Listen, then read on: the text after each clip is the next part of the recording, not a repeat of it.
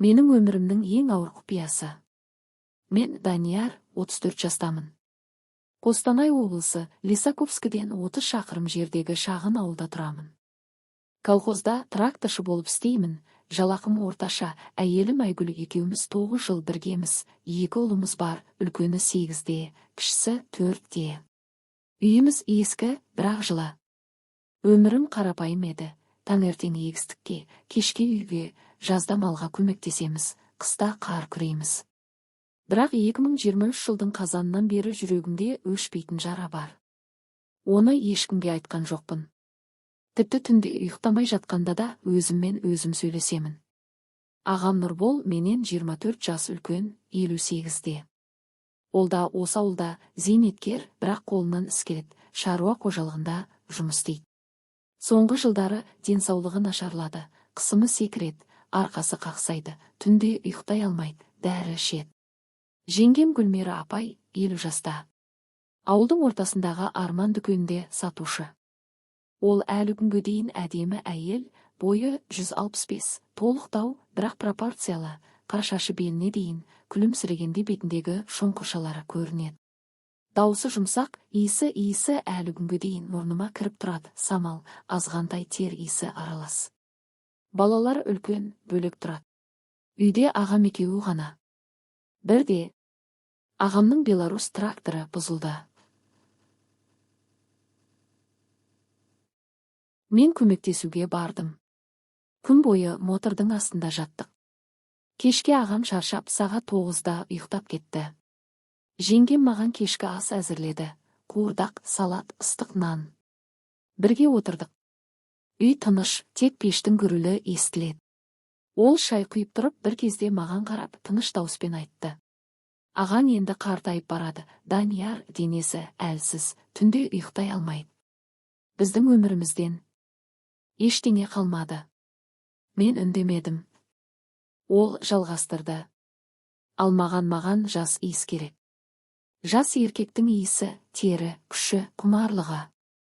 Сен сияқты жас иіс. Сол сөз жүрегімді тесіп өтті. Мен оған қарадым. Көздері жасқа толып, ерні дірілдеп тұр. Мен қолын ұстадым.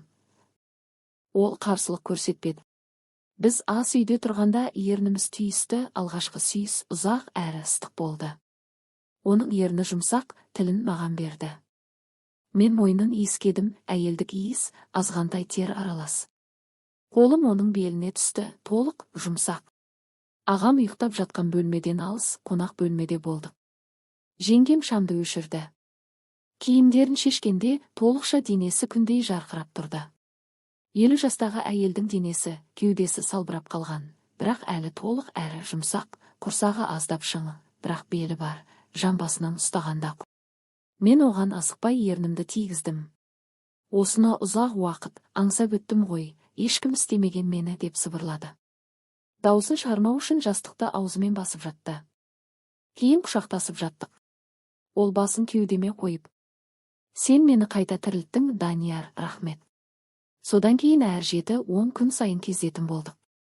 Кейде күндіз ағам базарға немесе көрші ауылға кетсе, біз үйде қаламыз, жазда ауылдың сыртындағы ескі шөптікке бардық.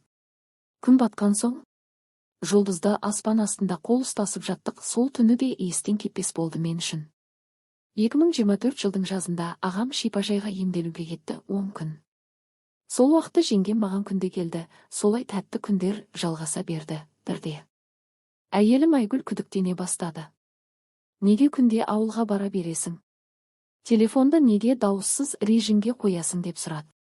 Мен ағамның тракторын жөндеп жатырмын, ештеңе естілмейді деп шығарып салдым. Бірақ ол сенбеді. Бір күні кешке ауылға бардым. Мен жеңгемді диванға жатқызып үстінен кіргенде есік ашылып кетті.